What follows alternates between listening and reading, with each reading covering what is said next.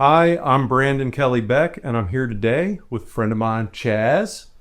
So, today we're going to talk a lot about TRT, testosterone replacement therapy, and what it's done for Chaz in his life. And we're just going to have a conversation and see where he started, where he is now, and how he's improved his life. So, I'm curious, before TRT, because I want to kind of know the story, what was going on before you even started testosterone? Well, I started with you in November of 2023, I think.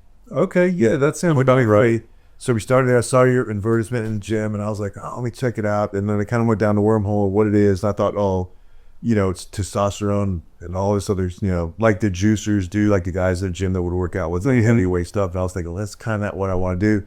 Talk to you, and then you were like, "No, that's not what it's about. It's about replacing your testosterone at levels that will be controllable and they can maintain what you want to do." So I was like, "Okay, you explained to me very well that testosterone isn't the kind that the guys in the gym use, or like trend and all those stuff that gets you totally meat headed out. What it is it's basically taking me back to levels that I was in, like maybe my 40s or something along those lines, with controlled numbers." Started out with I think it was the injectables that we were doing, and still am. And then it was basically trying to find, you were giving me advice to find my baseline levels, which would make me get to the certain numbers. Like I started out at about a number of, like, think 380 or something along those lines, if I remember right, around that area, maybe 289. And then started going up as I started doing it. We got to the numbers of doing 1.8 mils in the dosage, if I remember right. And then I started feeling pretty good. And then I think you looked at my numbers at the first. You did a lot of blood work. Part of the thing with testosterone is you really need to do your blood work, and that was one of the things that you did.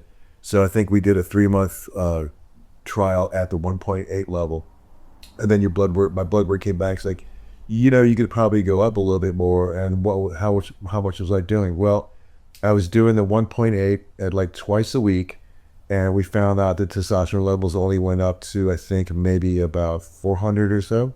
And at that point, it was like, okay, well, let's just see if we go a little bit higher. I was like, yeah, sure, let's try it. So what I kind of sort of did was, then feeling out, this was probably month number 4 through about 8, I think. So I just started going up to about, you recommended 2.5. I went to 2.7. And then when you clear the needle and get to where it goes up to, it'd be 2.5. So I started going to 2.5, and that's when I really noticed about the time it really starts kicking in. I guess there's a time that you work into where it starts working with your body. At that point, I started feeling really good. I was feeling a lot better. I noticed my weightlifting was going up. Not that it was, I think, maybe because of the testosterone obviously in me, but I mean, clearly I wasn't benching like 225 at that time. I mean, but I noticed I was getting stronger. My recovery time was feeling a lot quicker, and I just felt a lot better. I felt like a little pep in my step. I feel pretty good. It wasn't too bad. Yeah. My sleeping pattern got a lot better, so that was kind of a bonus as far as that went.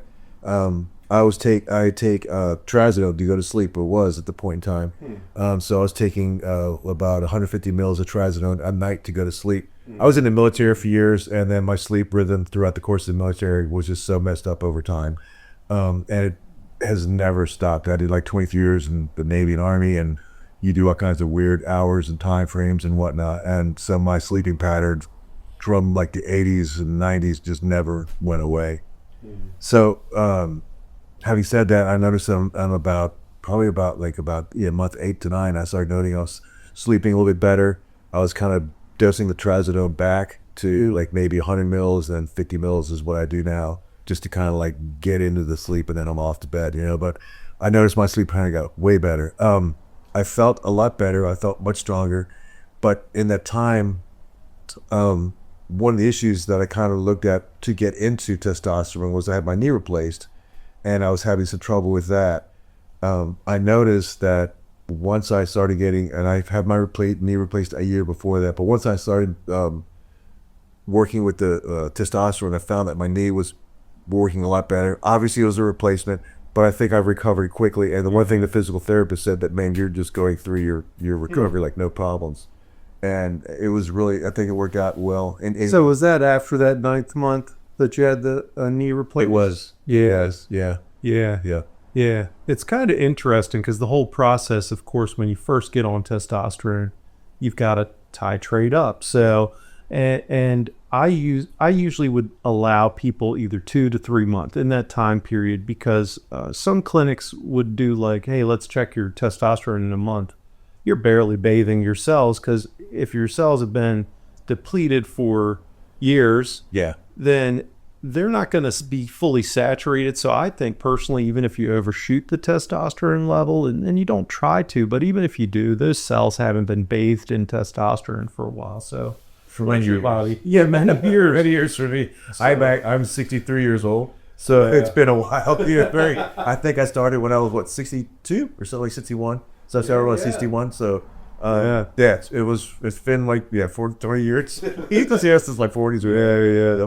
So it's just letting it kind of like settle in, and then so I give people plenty of time when I was doing TRT for it to bathe in the cells, and then checking it, and that way you don't have to get blood work every month because who wants to go every month? I like doing more of a 3 month or 2 to 3 month kind of. I tell people at 2 months realistically it'll be around the 2.5 3 months. Yeah. It takes people a while to get their lab done, but yeah, that's pretty typical. Increasing the dose.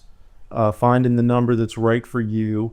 Some other things with you was I think we had started with anastrozole as an estrogen blocker, which it basically works to tone down the conversion of testosterone into estrogen, whereas then we switched to this medicine called exemestane. Correct. So, and that one is, the way it's designed is it actually just pulls the extra estrogen out completely. So it completely disappears it, basically. Yeah. So, and I think there's been a move in testosterone therapy to mix over to that. Now, it doesn't matter which one you're on. If the one's working for you, that's fine. But if it's not, it's cool to know there's a different option that works really well. And that's worked really well for you. It was like almost instantly, as soon as you started taking that. Yeah. Everything got really balanced. Because I don't know what symptoms you were having with the high estrogen, but I think you just didn't feel quite. It was weird. I was like, I started getting the nipple feeling. Oh, what, like nipple sensitivity stuff going on. And then it was just like you kind of get like dizzy spells and whatnot, and it was just kind of just didn't feel like 100%. You know what I mean? And then I took it once a week. You told me to take it twice a week, and then I kind of throttled back to once a week. And I was like, well, this is actually doing better with the once a week thing. And then you suggested to try the secondary, and that was like perfect.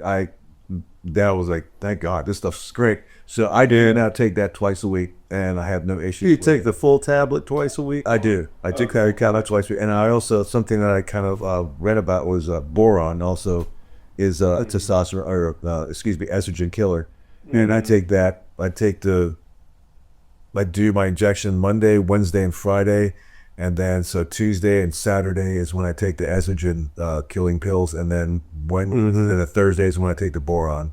And then my levels have been really, really good as far as that goes. The one thing I did kind of notice was my blood sugars were, I think at one point in time was really, really, really high at one point, and then we noticed that it came down. So I was feeling like tingling in my feet, like, am I pre-diabetic? I mean, oh, gotcha. So that once I started getting on testosterone, I noticed that had gone away.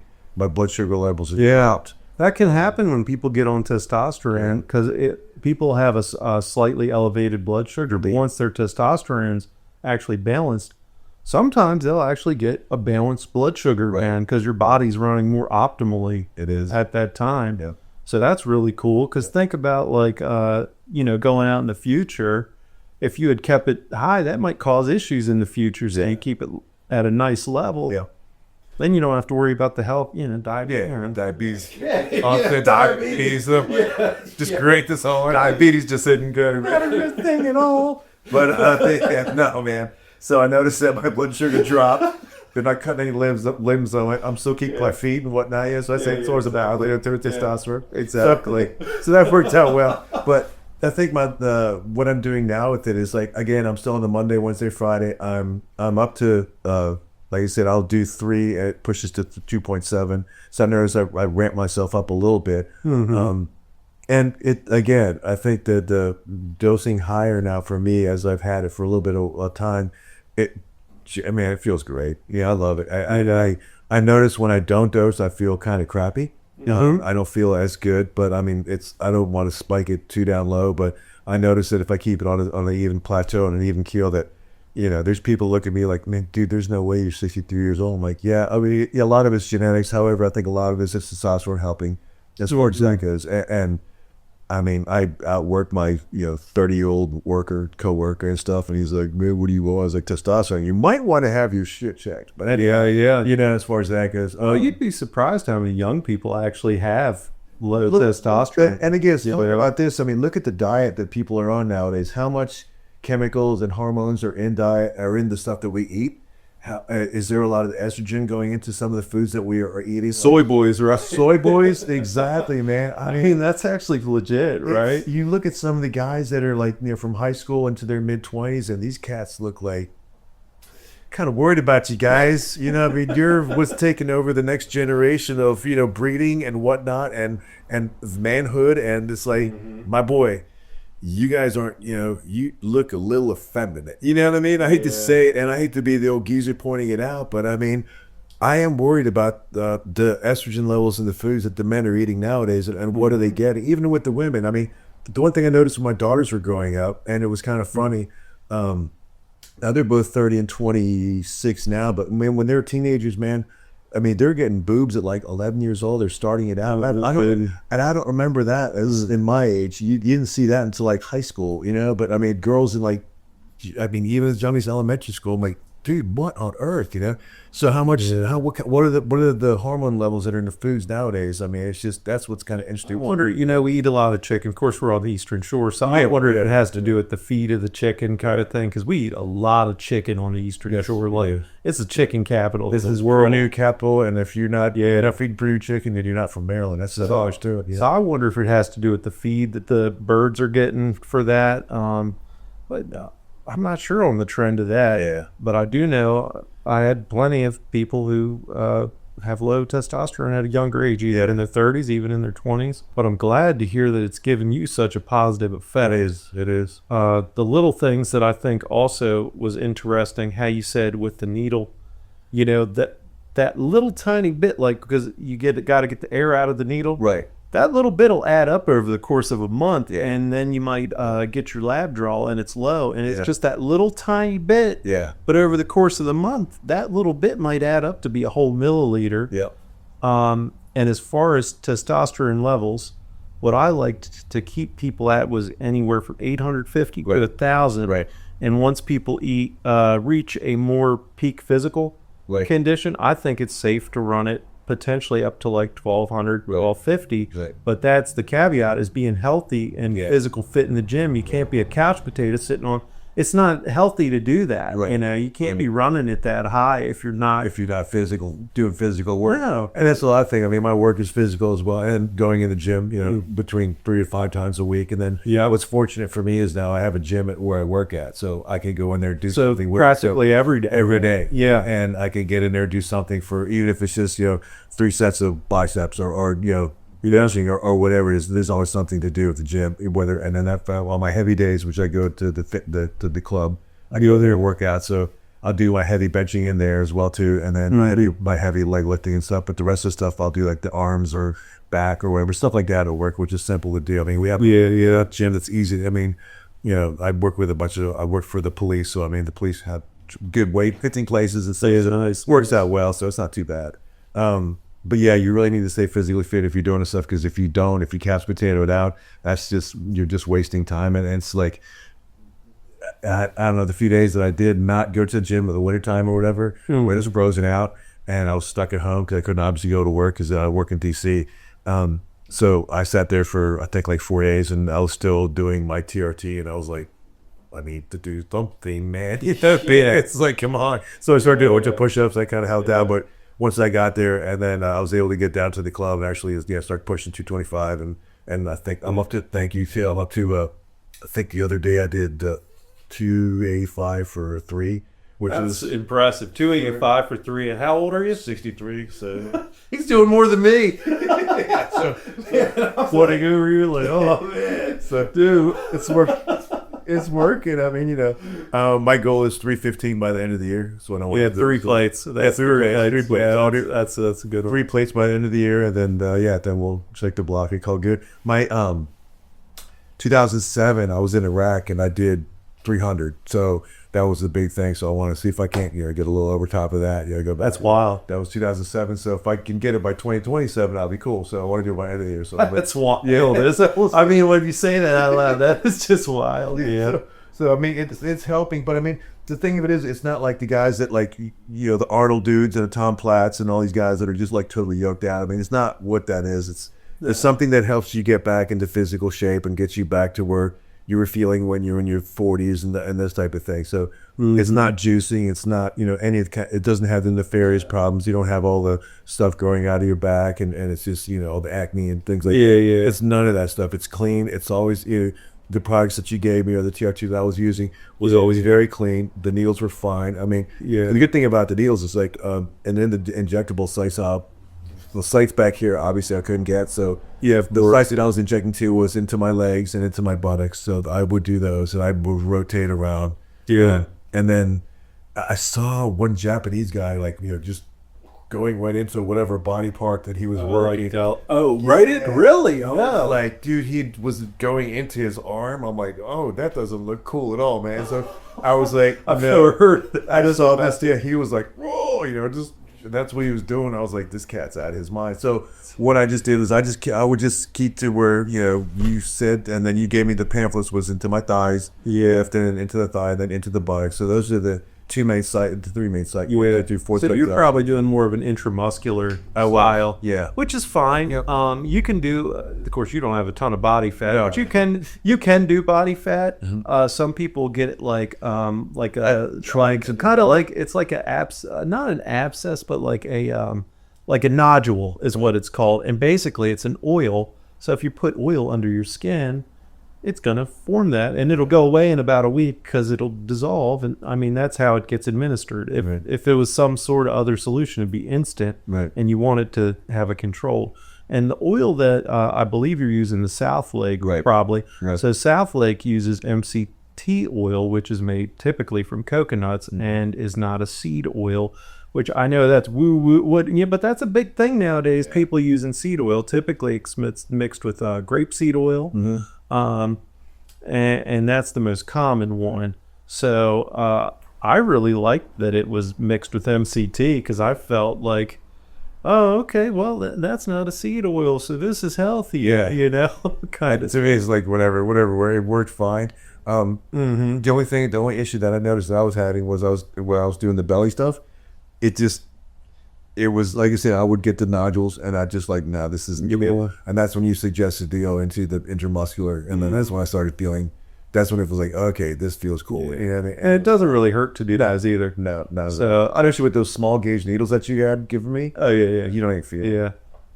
We were probably using, I know using 27s at the point, and even 25s are really. They're not a problem either, but 27 is very small. 25 is still pretty small. Man. Any smaller, you really can't push the oil out because the oil's thick. Yeah. So, that's great. So you had awesome results with all of it. I have, and I still am. I'm still doing it. So, and your predecessors carrying on with you. And you're working well. Like I said, I've highly recommended for anybody that's in my age or whatever, or even older. You had a gentleman, I think that was 77 years old, that was doing it or something like that. Oh my goodness. Yeah. I won't say too much about him, but, let's just say he's out climbing mountains. Yeah. Like literally that's what he does for fun. He's like, I mean, he puts even both of us to shame. I mean, the guy will go out and do a 20-mile hike. Yeah. He's an incredible guy, so of all ages, right? Yeah. Like I said, anyone from 20 all the way up to late 70s, early 80s, it's very impressive. It helps. It's very impressive. And I think my numbers are running around, we've been keeping it at about 900 to 950 is what my numbers are now. Perfect. I think we clocked out, I think, at one point at 1,200 or something like that. And we had to throw out their bag. Yeah, sure. And you were like, hey, man, no. It was like, so that's, Yeah. But then we found, like you said, the comfortable number for me right now is like 2.7 to almost 3. So that's what I'm doing now. And it seems to work, and it seems to keep me in an even keel. I mean, I know when I get the results of my lab core, I go there and I do my blood work, as I see it, it's like, okay, cool. But yeah, if I keep myself at those numbers, and sometimes to me, I just do it by how I feel with it.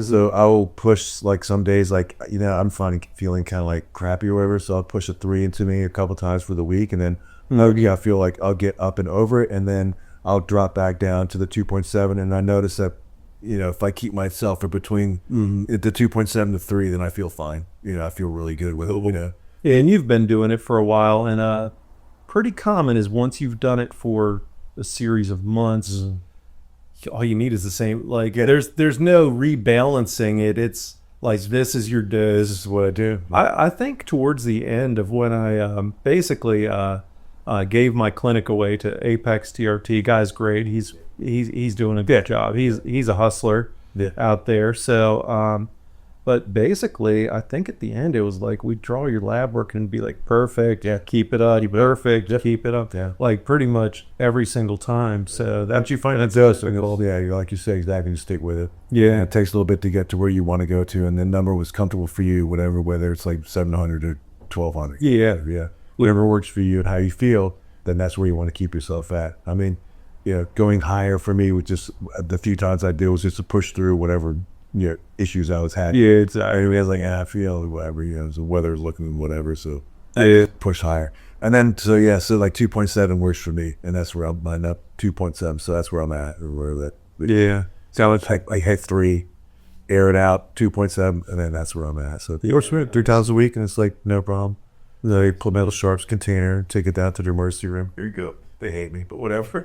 Oh, they'll take that. Yeah. The sharps container. Well, yeah. I mean, I was like, I was like throwing the trash. I'm like, I don't want to be that guy that gets the nail stuck in the turtles in the face or whatever. Oh my god. I mean, the straws are bad. Yeah, the straws are bad. And I have paper straws now, and whatever. So I was like, well, let me get a sharps container. So if you are using it, you should probably get a sharps container. Yeah, from like Amazon, for like body loss or something. Save the turtles. Save the turtles. Don't just throw your needles away. Yeah, just don't tuck your needles away, because you never know what could happen. So I would tell people, like, I mean, if you're throwing them in the trash, I would tell people like a Gatorade bottle sometimes also works pretty well. Exactly. And then they will take them too. Oh, really? Then they'll like look at, like, they'll roll their eyes at you, and then they'll like hand you a sharps container, you put it in there, and then they're like, okay, cool, thanks, or just dump it in there. I mean, so they're pretty good about it. But the sharps container, they'll take the whole sharps container from you. And if you look on some of the sharps containers, they have QR on there. Okay. And you can scan the QR to see other places that you can take it to. Like, so I don't abuse, this is cool. So I don't abuse the HR or the ER all the time. I'll like take them to some other, like, there's some places in Queen Anne's County where I can take them to the League Med Center, or I could take them over to the firehouses or what. So there's different places you can go to. So this is like a public service thing. It is. If you have sharps containers, you can take them to these places, a hospital, a medical center, firehouse. There are disposal sites that they have on the sharps container, and you can get it from Amazon, like I said, for $5 or $7, and you could put probably about 100 in there, and then you're good. Yep. So nice. That works out well. Heck yeah. Nice. Man, well, you lifting more weight than me. That's pretty messed up, man. I don't know what to say. Trying, man. That's what it is. I tell you, I've been stuck at like 295 for a year, but I mean, I'm built now good, but it's work. And you look great. The thing that kind of got me through that was they have these like rubber band things you use. I've been using them. Yeah. So I've used that. So what I've noticed and found with that is when I'm pushing like the 145 on each side or whatever, I won't use that. I'll put the 25s on there. I won't use it. But once I started going up, it's like adding 10 more to each side. I'll put the chest band on and start using that. The one issue that I noticed is that my left arm was a little bit weaker. But what had helped, that thing seems to help me balance my push coming up.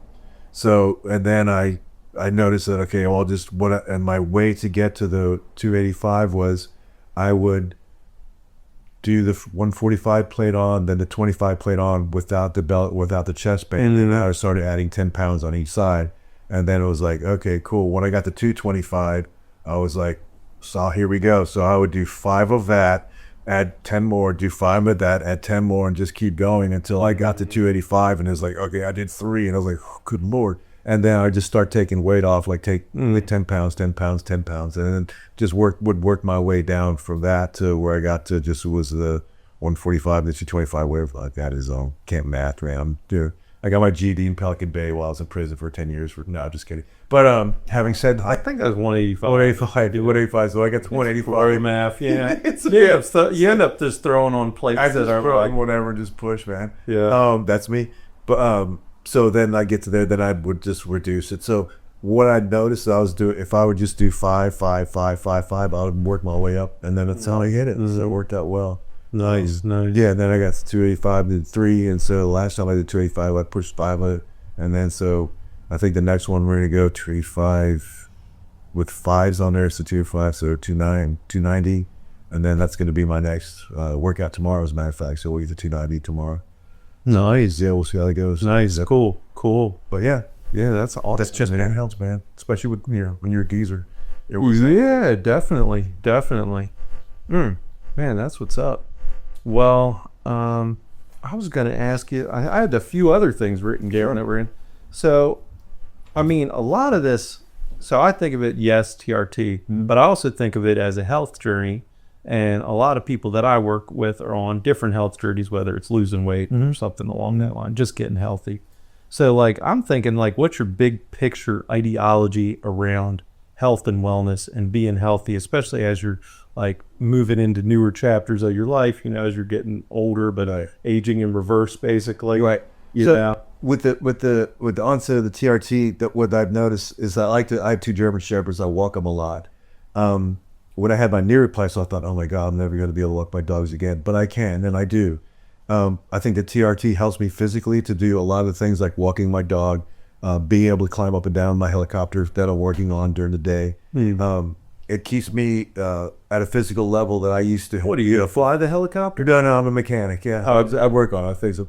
What it does is it keeps me in a mindset of the fact that, being ex-military, that I am that 40-year-old guy that can do the things that I did back then. Even though I'm in the body that I am now, it gives me the edge, if you want to call it, the mindset to be able to go, I can still do that, even at this age where, had I not, I don't want to be because there's guys that are my age that I grew up with. I look at them, and these cats are sedentary office dudes, and man, they look like not good. It's like they're balding, they got the big cortisol bellies. They're just sitting DC at the computer. That's all they do. Then they come home and they drink their 3 martinis or whatever, and it's like but they die at 60. I've seen, I don't know how many guys that had died ahead, from just a few years ago to now. It's just like, wow, man. The heart disease, I want to try and stave that off through diet. Sounds like it's the living a active lifestyle too, because your job's super active, plus you working out. Yep. And I'm outdoors a lot. Yeah, outdoors a lot. So you're getting the nature aspect. Yep. I think it's also, you've got a good family balance with your life too, right? Yeah. So that helps as well. So it sounds like you got kind of everything balanced, but you can't deny that physically active job is really keeping you going. It is. And have you always had a decent diet with it, or is that something more new? Right. Well, with it, I mean, I don't know if you want to call it a decent diet or whatever, but I like bacon. I eat it like a lot. Nothing wrong with that, my opinion. Yeah, right, exactly. I eat like a carnivore diet, so I ain't got no problem with exactly, and that's right. There's a butcher shop that just opened up by the Target down there in Stevensville. Was it Prime Meats? Is that what that's called? Monocle Beef, Monocle Beef Company or something like that in Stevensville, Maryland. They're right by the Target. Their meat is sourced from Baltimore, and so it comes from the Midwest. But the thing about that is, what I think that they do, I've talked to them, they don't buy a whole lot of meat that's, again, with the hormonal stuff, predominantly it's grass-fed stuff that they bring in. It's generally finished in Baltimore, and then they get the carcasses that comes in about 3 or 4 times a week, and they cut it up. That includes the pork and the chicken as far as that goes. The bacon, I get like 3 pounds of that stuff. I mean, it's a little more expensive than what you would normally get from the store. Yeah, sure. But you can tell that when you cook it, there's not a whole ton of fat coming off of it. It's a lot more leaner cooking, if you would call it that.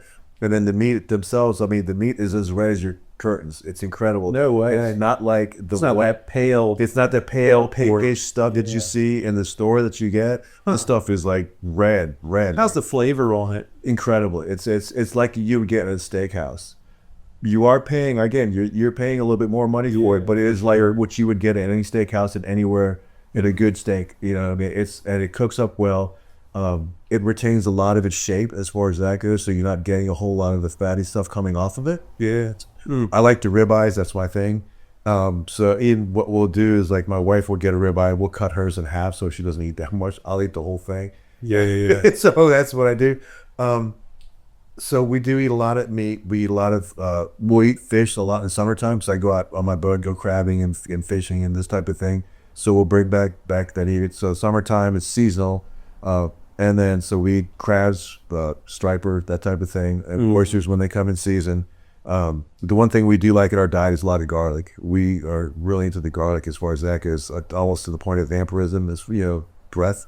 It's terrible, but I just think that it works out well for my arteries. I've heard that, and I've also heard that if you eat garlic, especially like garlic pills, because you get even higher amount of the chemicals that are in garlic, Right. It'll decrease your body odor. It does. Have you heard this? It does. Is it true? It is, yeah. Because what I've done is I've had to use stuff that would, with the thing I found out is like the aluminum that's in the deodorants kind of bad. It can cause Alzheimer's, from what I heard. Theorized. They still make it, don't they? But yeah. So what I've done is I've gone to because of the high garlic stuff that we eat, and I've gone to deodorants that are non-aluminum. What do you use? It's this stuff that's, oh gosh, it used to. I'll try to think of it. I'll look up real quick. I use Dr. Squatch. But have you heard of that one? Let me see. I've heard of different brands. Do you want me to sell it? I lined it off my Amazon or whatever the heck it is. I hate to be rude and do this to you, but I'm gonna find it. So Dude, back in the day, I used to have, it was a stick, and it was just like a brick of salt. You just rub like salt on your armpit. there was, those were kind of Nothing like. would even come off. It was just like you just rub salt on. No, man. I know what you're talking about. That didn't seem to work for me well. It didn't work well, man. It said it lasted 24 hours. It didn't really do nothing, man. I was still kind of funky when it came exactly. out. Yeah. Jack Black. Jack Black. It's this is it. This is the deodorant one, which I don't no longer buy, but Jack Black. they have a non-deodorant one. So that's what I use is Jack Black. It's the I think they call it the Pit Boss, something like that. Pit Boss antiperspirant deodorant, but it doesn't have the aluminum in it. So I got the unscented one, and it's works. I mean, like you said, the heavy garlic intake I think helps my arteries, keeps my cholesterol level down as far as that goes. Which I know that it does. And it works great, man. So yeah, eat garlic, man. It'll save your life. Yeah, and bacon, of course. As much we can eat, man. Dude, I mean, you ain't taking my bacon away, man. I just can't do it. I would make a bad Islamist, as far as that goes. Muslim is not my thing. So sorry, Allah, but I like my bacon. So Exactly. I hear you. And then chicken. So when they have chicken too, but they source their chicken for like local farmers as far as that. I do believe. Yeah, and that was cool. Yeah. So that's so we get our meat from there. We don't buy grocery store meat anymore. We just sell it. I think you're focusing a lot on quality. Indeed. Because it is important. What is that saying? You're not what you ate. You're what your food ate. Yeah. So and it is a downstream effect or that kind of stuff. In summertime, we'll do like the roadside places for fruits and vegetables and things like that. And we're growing some of the stuff in the home too, like tomatoes and that kind of potato. We tried potatoes last year. I had a hit or miss with that, but tomatoes, we just get them and just like every night have some of those, man. So and I think there's some good stuff in tomatoes as far as that goes. So we canned a lot of it, made spaghetti sauce out of it, and it worked out really well. Yeah. And what's that? The closer you can get to the, from the farm to the table, and if it's in your backyard, it's as close as you could pretty much get.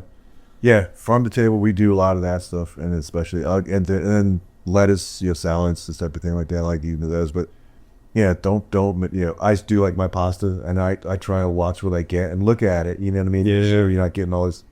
I've heard people like to get the pasta straight from Italy if they can, because then it's made with their grain, not our grain.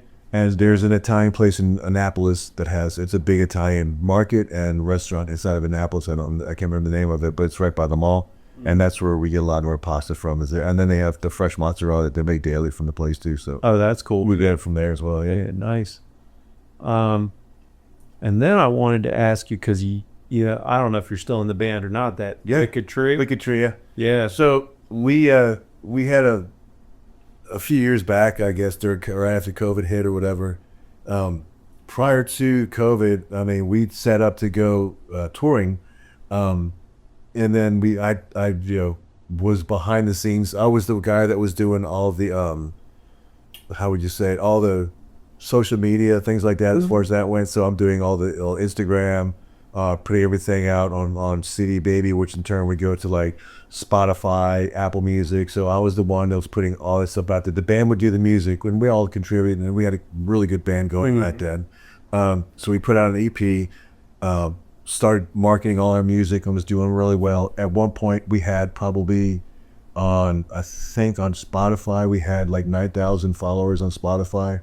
We had 10 number one hits, which are all over the world. Each song was number one at one point in time somewhere. I mean, it wasn't like, you're blowing up in America or anything like that, but we did have some following in America. We did have some number ones, but on some music list, but we did really well. I think our biggest following was Australia, so thank you, Australia. Appreciate it, guys.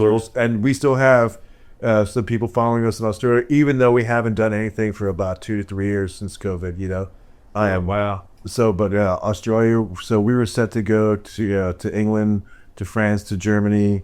I think there was a location in the Balkans or something like that, and then a week off, and then we'd go down to Australia. But and then I was about to tell the band this was about to happen, and then all of a sudden I started getting calls during COVID hit. It's like, no, we're canceling it. So man, all of a sudden the tour dates started coming off, and I was like, well, screw it. It's kind of the way it went.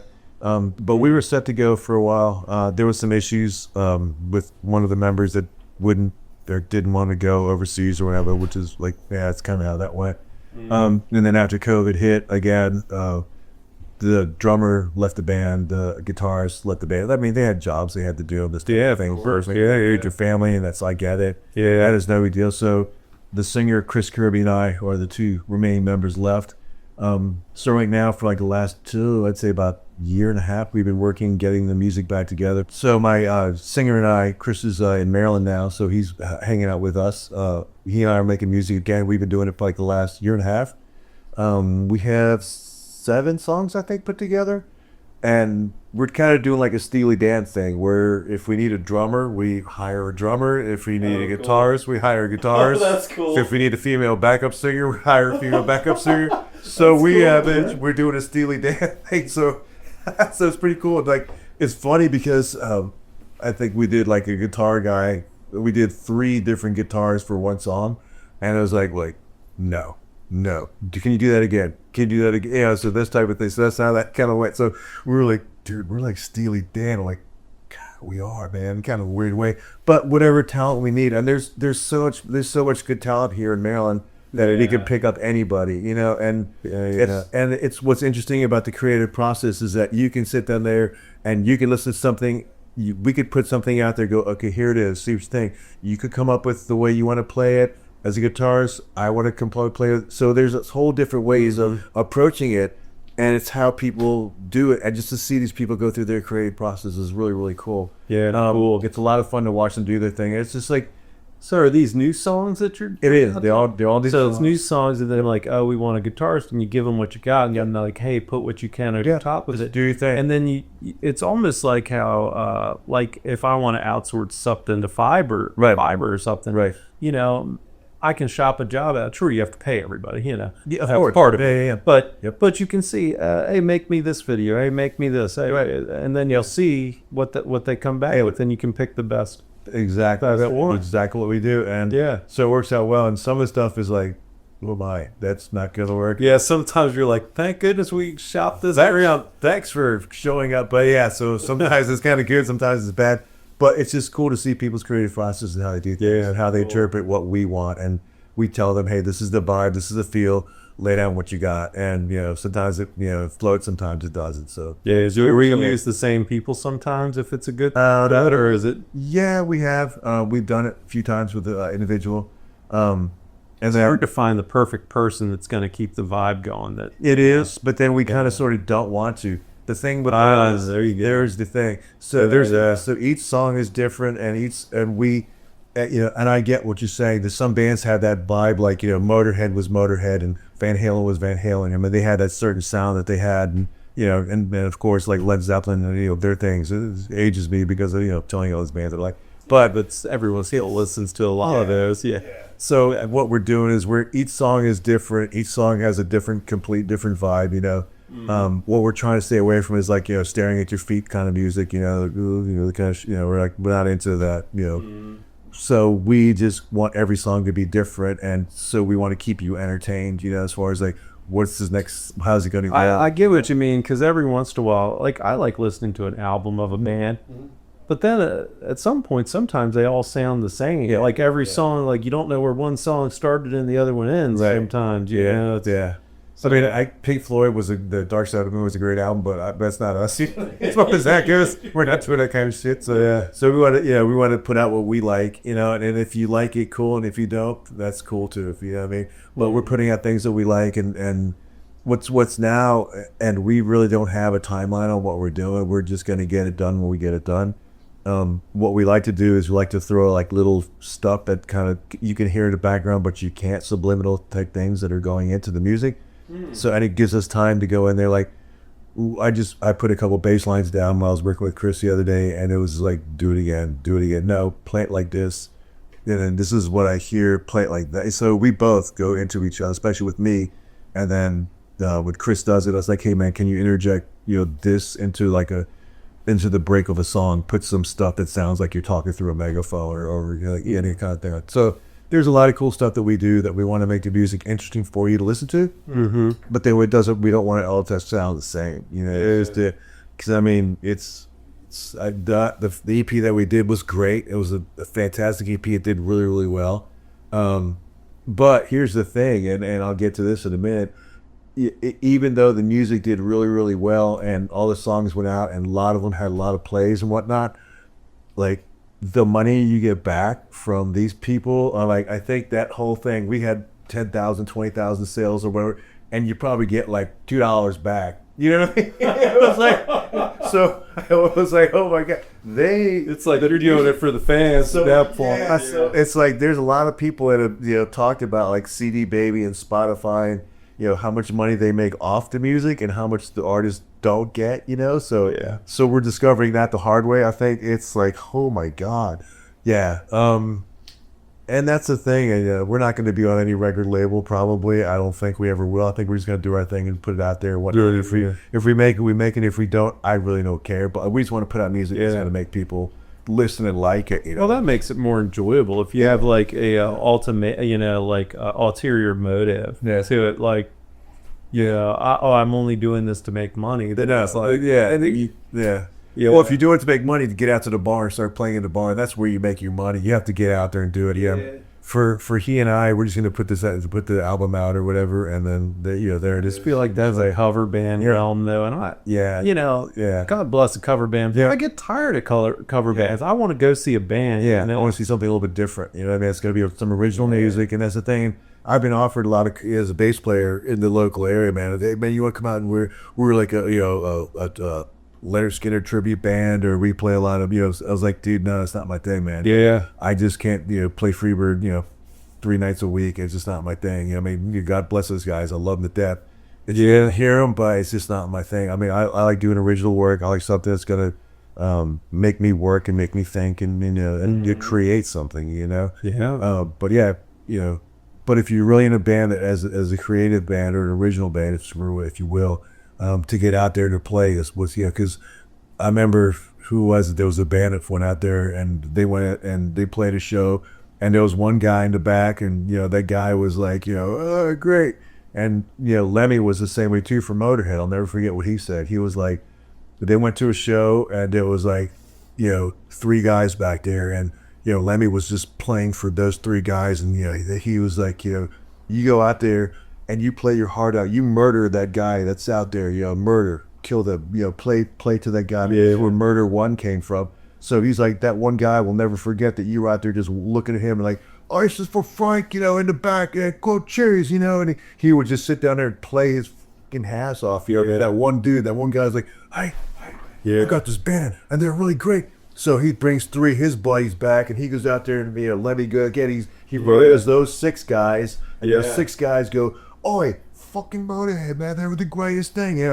Six guys becomes 12, becomes 24, becomes 200, and now you're selling shows, and and that's the thing. I mean, you play your ass off for the people, and that's where the Murder One came from. And it's like, when I say I'll murder you, I will play my soul out to you and to make because I wanted you to remember what we did for you, because this is our stuff to you, So that's the thing. And then when we did a couple of shows with a band that we were in the back, here in Delaware and stuff like that, and I remember just looking at the audience and the people, and they'd come up to you after the end like, hey man, you guys are really, really good, and hey man, thanks, that's what you do. Play for the people, man, and have fun with it. And then I mean, gone are the days of the chicks and Jack Daniels and cocaine, and that was back in the 80s with my other bands and whatnot that I was doing. When how I made it through that, I have no idea. I don't remember much of it either. So it was kind of like, it's that bad. But, it was such a good time. But now when you're a little older and you start getting more cerebral in what you're doing as far as playing the music, and now that's kind of where it's at. So we try and create something that's really cool, something that you'll like and enjoy. And you go, hey, man, these guys are cool, man. And then if we ever get out and play, then we'll hire a bunch of guys to go with us, or girls or whatever. You guys and girls that go, but when I do that, right? And then they'll be like, then that's how that'll work, So we are Steely Danning it, so for lack of a better term. Yep. It's funny, man, because like you're saying, even if it was a small crowd and you play like your heart out for them, because I can still remember, man. I don't know if you remember this band called Default. Years ago. Yeah. I went to this show and it was 5 bands. Default was the opener. No one's there yet. Yeah. So it's just me and my buddy and maybe like 10, 15 people. Sure. But Default's playing. They were the best band there. I can't even remember the other bands that were there. Yep. But they were just like, man, it was just epic, because they didn't come out like, there's only 15 people here, whatever. Yeah. No, they came out like, this is going to be your best experience that you ever had. Exactly. And I don't even remember who else was at that show. Right. That's what you got to do, man. Yeah. You can sit out there looking like, man, there's nobody. I was like, fuck it, let's go, man. It's just and you get it on and you play your heart, and then what you're doing is you're training yourself for when you do get to the big show and you start having a big crowd or whatever, that performance is muscle memory to you. You know what I mean? Like, how to get out there and play. You know how to sweat the instrument. You know how to get out there, like have your fingers come back bleeding. You know what I mean? It's like, this is what we do. And you do that every time consistently. People notice that, even if you're playing for those three guys, me and Brandon out there like, let's go. Then that's it. It's like, thanks Brandon, thanks Chaz, love you guys, see you later. People love you. Love you Baltimore, love you Brandon, Chaz. So that's it. And dude, that's what you do, and that's the fun of it, man. You know what I mean? Yeah. Even when there's nobody out there, even if they're heckling you and booing at you and shit, dude, just go, man. Have fun with it. It's like you getting bottles thrown at you. Hey, cool, man. Thank you. Oh man. What's like that Blues Brother? Yeah. Chicken wire. The chicken wire in front of the stage. It's do what you got to do. But just give it your all, man. In anything, even in life and in work and in things that you do. And that's the thing. And we'll circle back to the testosterone. I think testosterone has helped to give me back that push to go over the top, over the edge, and to put me back to where I was. Because your body ages, but your mind never does. And sometimes in some people, it does deteriorate. Sure. But with me, I think the testosterone gave me back the ability to be at that level to where I need to go to and be creative and be physical and and a lot of different other things like that. The wife hates the testosterone. Sorry about you, but that's kind of the benefits of testosterone. You know what I'm saying? She's got you on a schedule. But she's like, oh yeah, trust me. There's so there's she's 64, so she's a little older than me, and she's like, dude, no, she was cussing you for a while. But I think, if you, and a lot of life is mental, I mean, and that's saying, if you think you can mentally think you can do it and your body says no, then, 90% of us don't know the difference or how to stop. And that's where like people go too far and push themselves and get hurt. Whereas I think if you can mentally know that, okay, I know what my physical limitations are. I think I can do this. I know I can do this now. And I do it. I mean, I don't push myself any further than I have to. Yeah. I think testosterone has given me the edge to go further with me, and to be able to do the things I can. I know where I need to stop. I know my physicality. I know, okay, this is not good. Yeah. Old age and time has given me that. But I still can do a lot of things that I want to do. There's things that I can't, and I know it, and that's just how that goes. Sure. So at 60, I mean, like you said, I don't want to be the guy in the wheelchair, gum in my teeth and shit. It's not what I wanted to do. Testosterone has helped me to do it. And then, like I said, eating has done well for me. I watch what I eat, how I eat, and then, then physical, I work out. So, I mean, that's kind of the key. Exercise is life, man.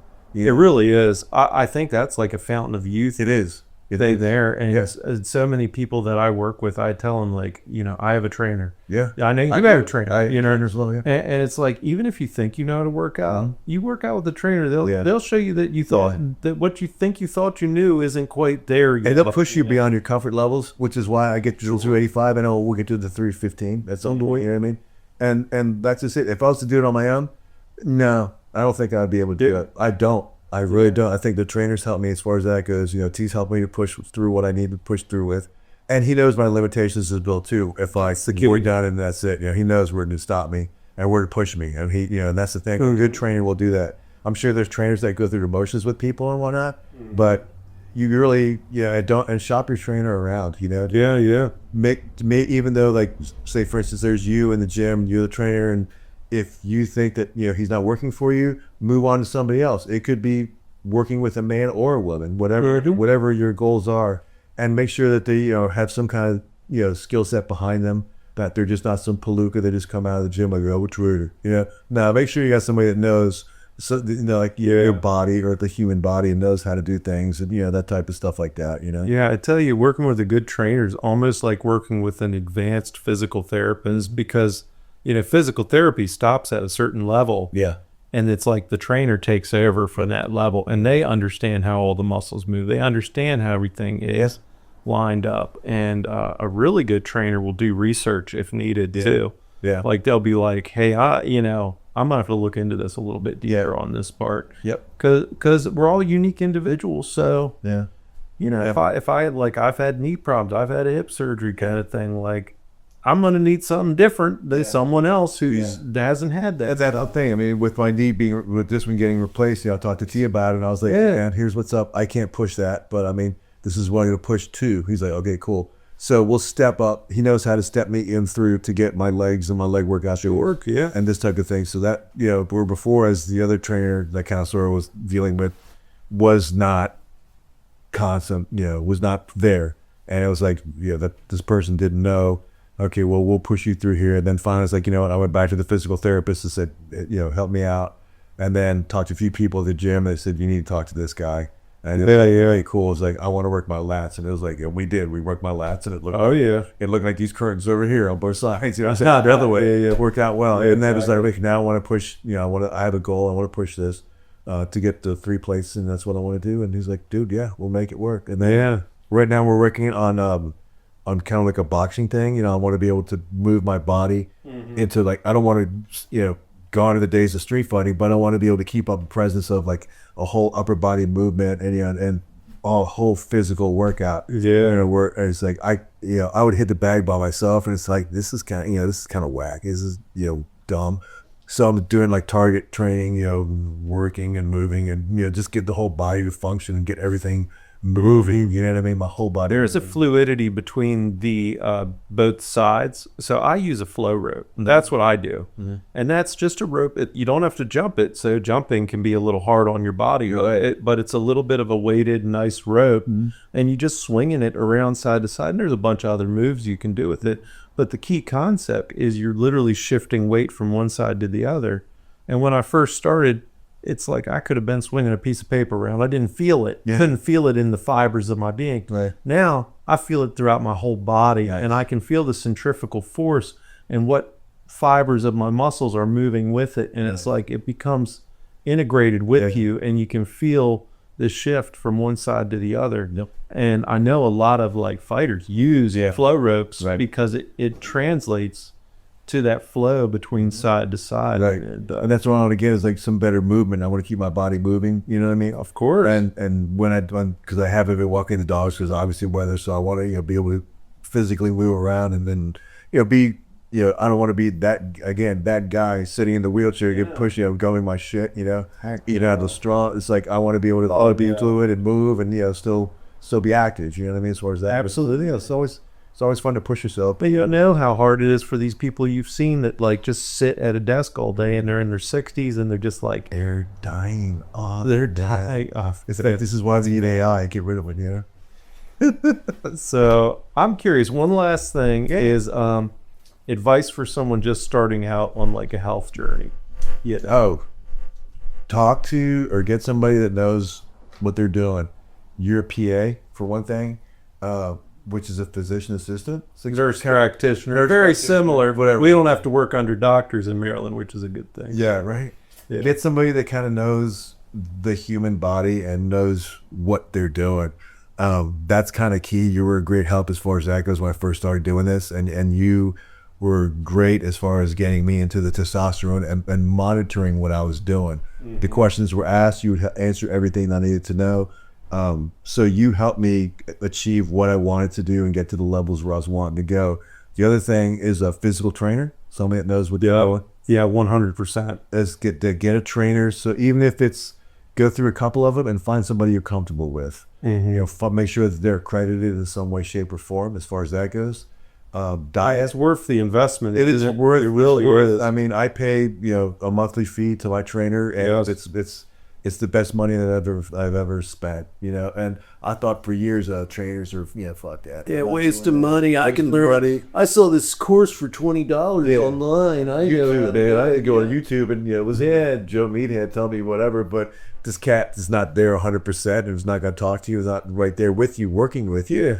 A trainer is worth the money. It really is. I mean, even though you're probably going to spend whatever on it, don't cheap it out, man. Make sure your trainer's good and make sure that they're accredited as far as that goes. They just train to them. It's like, here's my goal. Here's what I want to do. I'm looking to whatever. I'm looking to get more chest workouts. I want to be able to bench press 225. And that's the thing. I mean, people are like, oh my God, 220. Well, 225 is like 1% of the people in the gym. Is it really? That's what they say. 225 is like 1% of the people in the gym.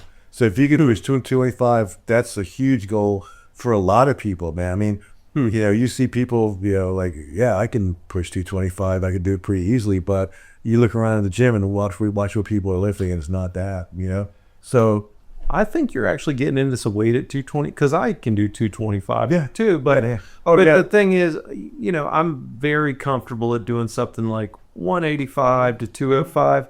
Once you start getting around the 225, there's more balance on the bench too. And the bench is, like, I work with a trainer. The bench is more complicated and complex.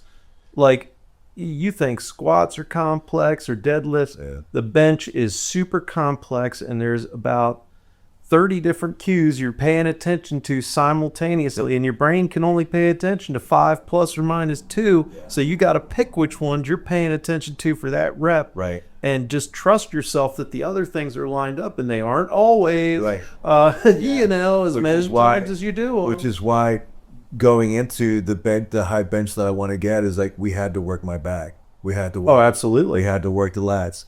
Then we concentrated. We started working the lats, and then we started working the shoulders. Because without those, I mean, you don't need the big biceps to get the thing up there. That's not what's going to make it happen. I mean, these guys come in, we're going to use big yoked out bicep. Bro, great, man. Even the big pecs aren't going to lift it. The lats are one of the most important keys to the bench is having the lats so that when you're in the lowest point, you get a spring effect coming off. And if you don't have that, you ain't going to push weight. You're not going to push the 300 pounds, man. You're not going to do 314 or whatever, 305 or 350, whatever 3 plates are. Math, I don't know. But, exactly. But I mean, that's just it. So make sure your trainer is like, on board with what you want to do. Make sure they're accredited, and make sure that's somebody that you actually like. You know what I mean? Or whichever one works for you. You know what I mean? And then diet, man. Go spend the money on good food. Yeah. I mean, if you find a butcher in your area and the meat's a little more expensive, just make sure it's quality stuff and you eat it well. And just, diet's a huge, stay away from like the fucking McDonald's and, that kind of, I think the last time I ate McDonald's was like maybe 2 months, 3 months ago or something like that. I mean, and I just did it one day because like, I haven't had a Big Mac and I like was like joking.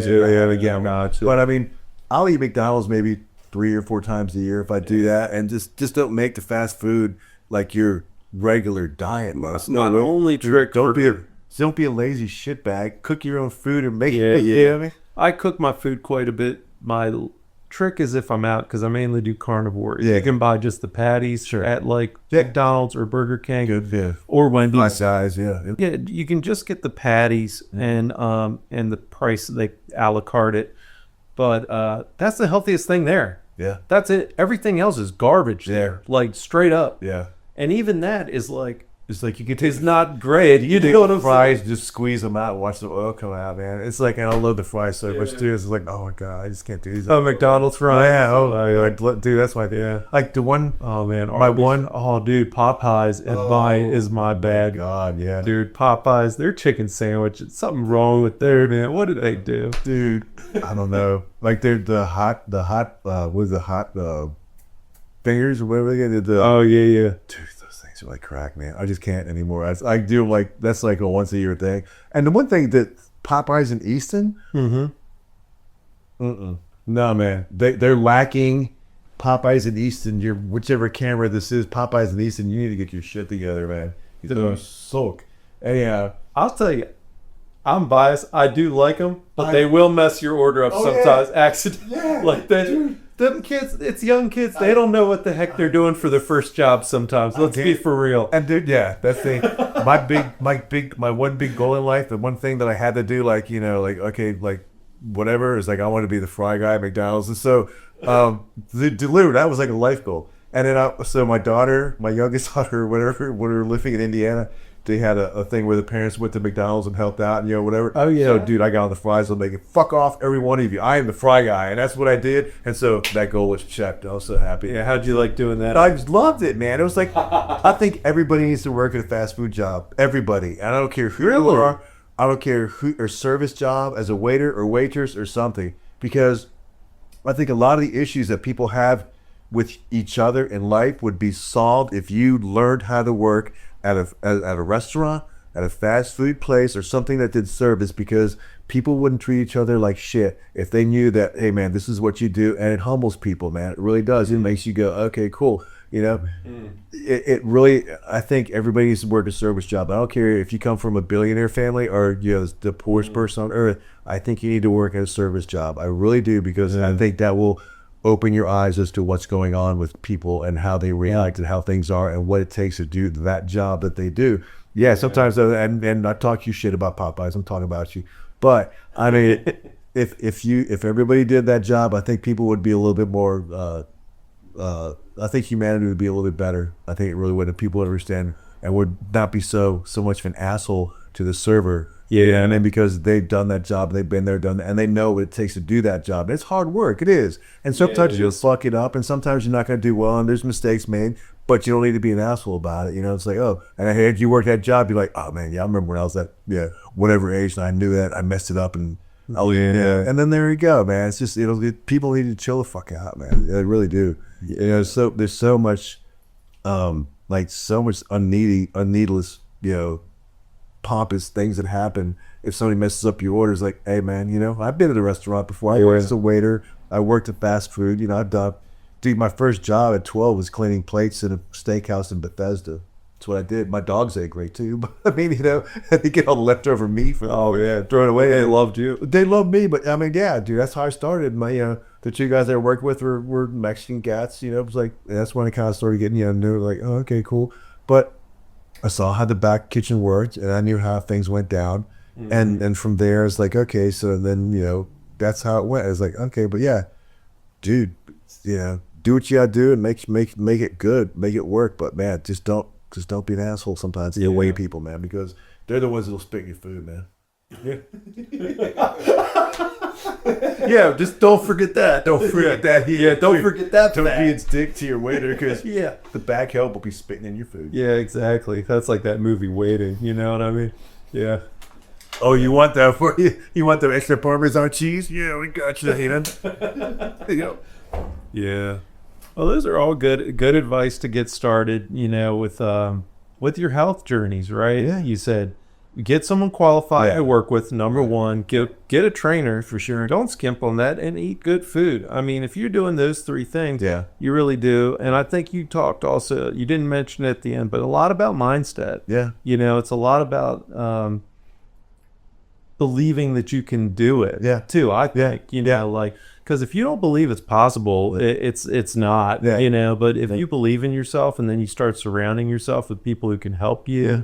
and also believe that you can do it, and then you start putting good fuel in your body, how could you not make it happen? Yeah. And give yourself realistic time and goals. I mean, you're not going to get the Arnold body in 3 months. No. That's when it hits you and you realizing, oh, I'm sore, I hurt, I'm not getting anywhere. It's like, no, you need to give it some more time, man. It's not, things aren't going to happen overnight. Yeah. It's going to take a year or two to get you where you want to be. And that's why I told myself, I was like, look, I'll push 315, or was it 305 or 315 with 315. 315. I'll push Yeah. 315 by the end of the year. That's my goal. If I make it, cool. If I don't, I You're got going a a few months. then it'll be a couple months more, man. My trainer's gonna be so happy. He's like, I'm still getting paid. But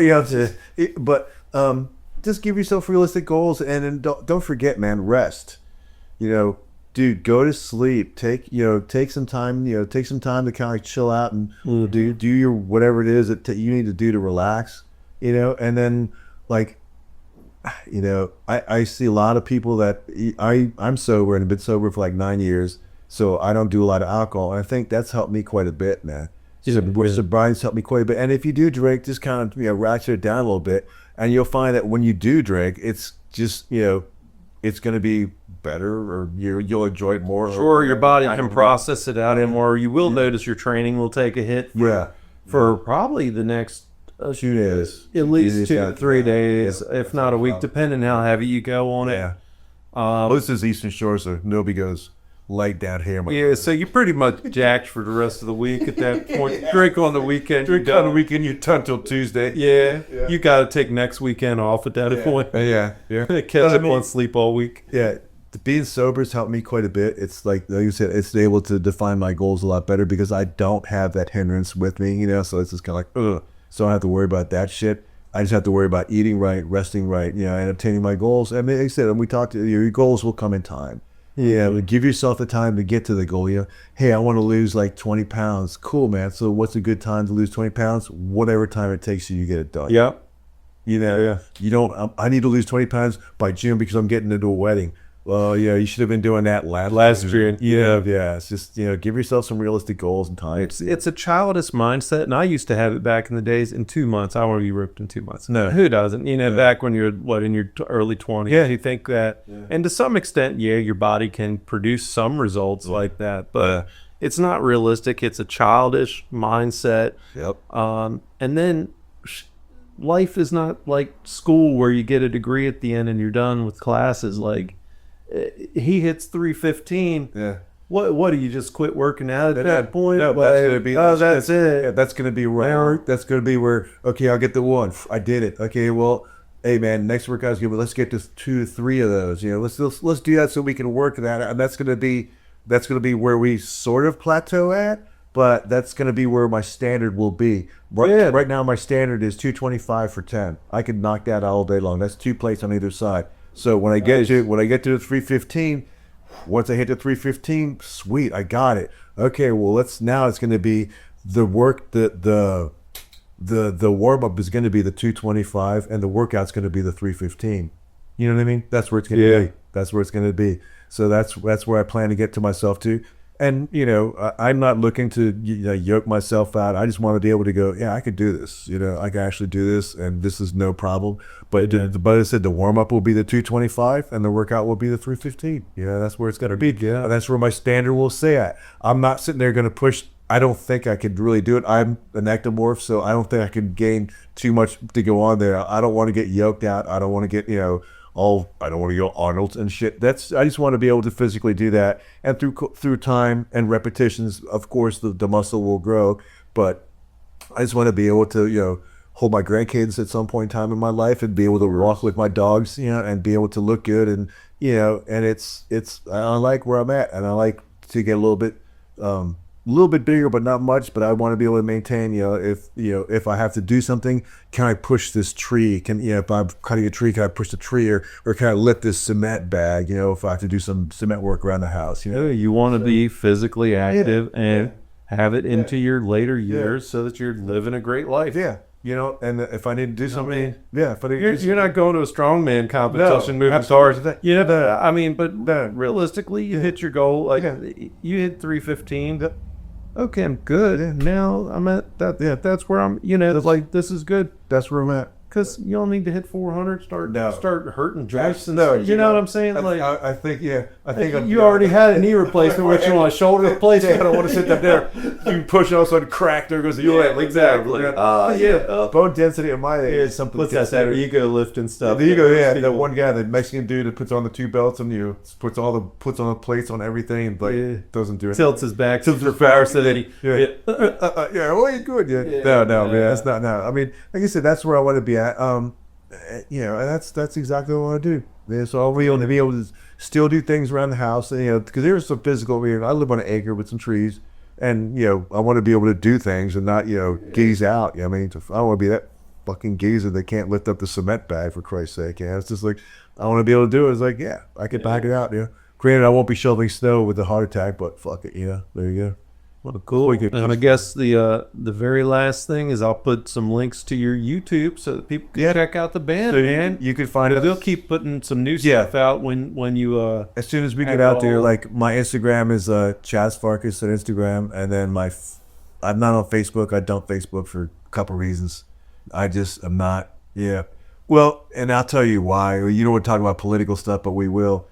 It was like say what you will about politics, and I think all of them are full of shit, but I started seeing people that were on like the Republican side, the Democrat side, that known themselves to know each other for years, grown up with each other, and they're all talking all this hate stuff towards each other, and I just couldn't deal with that anymore. I couldn't take it. I mean, and of course, and that's why I do stay out of it. I just don't talk about it, and your political beliefs are, hey man, good for you, cool, right on, even though working in Washington D.C., you see a lot of it. Sure. And I just kind of like, all right, cool. I just, life is like a game, and that's just a game I never got wrapped up in, because it's like, nobody wins. Nobody does. It's like a lose-lose game. So I'm like, it's like I'm good with that. But it just kind of bummed me out to see like lifelong friends, man, just like killing each other over stupid shit, over 2 motherfuckers that don't give a shit about you. Dude, it can be family. It can be like brothers and sisters. Or terrible like that with right now, and it's just like it's terrible, but it is what it is, So that's the reason why I'm on Facebook. But our Instagrams, and then on Spotify, we're Wicked Tree. If you go to Spotify, just type in Wicked Tree and look for the owl picture. That's us. I think we have like 3 followers for now because we haven't done anything on any kind of platform. And Wicked Tree is on Instagram as well too. Gosh, what else? Oh, YouTube page is Wicked Tree, and then there's me, Chaz. That'll be the easiest one to find. And I'll have you just text me over the names. I'll put them in the because this goes out with vintage, so I'll put it in the description. And if you want to check out some of Chaz's music, then check it out. I appreciate it. And then whenever we put some good stuff out, I think what I do is I'll come back when I hit the 315, and I'll let you know how it went, and I'll tell you that part of the journey as far as that goes. And when we put something else out, like when we actually put an EP out or CD out or whatever, I'll come back and we'll do like a release with you if you want it. That's cool. Yeah. So totally, definitely, man. So I think definitely when it hit the 315, I'll be back and we'll let you know how it went, and then that'll be a short one. And then when we do the bad thing, we'll come back and let you know how that goes. Yeah, so cool. Yeah, man, cool. Yeah, so I think where the podcast is going to go is I'm just going to, go around, we at the Club 1. Yeah. And I'm going to just, there's a few people. Club 1 here in Maryland. Yeah. Don't forget. So I'll start just talking to people who look fit and see, hey, do you want to come on and talk about like what's your method for this, getting your health straight, or what's important to you about, because everyone has their own philosophy that revolves around health and wellness. And sure, there's some tangible stuff, but something you said might speak to somebody. Right. Something someone else says might speak to someone else. There's a lot of really fit women in there too. Yeah. So if I get some of them to come on and talk about them, maybe they can inspire younger generation of girls that are just starting, and a lot of girls are worried about getting too, We had a Miss Maryland, I think, bodybuilder come out of there. Probably. Yeah, probably. I mean, you go in there, you might see some that look like they could be too, some of the women in there have the best physiques, everyone in there. Few guys come in there every once in a while too that are pretty As far as the older ladies, you see a lot of them. They're like, man, they look great for 40s, 50s. I mean, even some of the girls. One lady I know is in her 60s, and it's like, oh my god. Yeah, looking younger too. And and that's exactly it. Right, that's the key. Weightlifting makes, you see that these women aren't aging. And that's like, wow, what is the deal? They've been working out since they... Guys will look young too. Yeah. So that's kind of the key. Right here. Yeah, See? I know, right? So case in point. 63 years old, man. And I've been working out since I've been fucking, 11 years old? So, yeah. You're always doing something physical. Always. Yeah. I think exercise is the key to life, man. It really is. Well, Chaz, thanks for coming on. I appreciate it, man. Thanks. Yeah, great time. I appreciate it. So thanks for watching, and thanks for having me. Well, man. Thanks for coming on. Thanks, man. It's great.